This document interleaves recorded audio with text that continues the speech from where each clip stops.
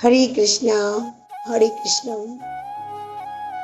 আমরা এখন 30 নম্বর শ্লোকে এক সুন্দর কাহিনী জানব। প্রহ্লাদশ্চাস্মি দৈত্যানাং কালং কলয়তামহম মৃগানাং চ মৃগেন্দ্রয়ং বৈনতেয়শ্চ পক্ষিনাম। দৈত্যদের মধ্যে ভগবান কি বলেছিলেন জানো?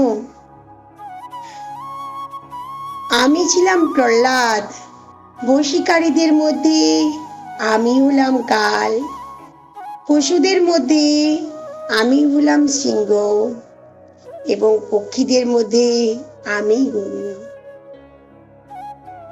জানো, দিতি ও অদিতি নামে দুই বোন ছিল।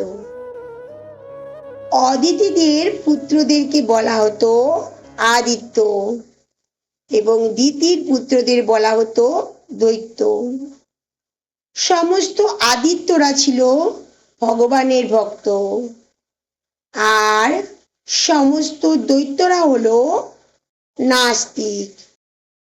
যদিও প্রহ্লাদ ওই দৈত্যকুলেই জন্মগ্রহণ করেছিলেন, কিন্তু তা সত্ত্বেও শৈশব থেকেই ভগভক্ত হয়ে যান এবং তার ভক্তি ও দৈব গুণাবলীর মাধ্যমে তাকে শ্রীকৃষ্ণের একজন অন্যতম প্রতিনিধি রূপে গণ্য করা হয়। জয় গোপাল, জয় গোপাল।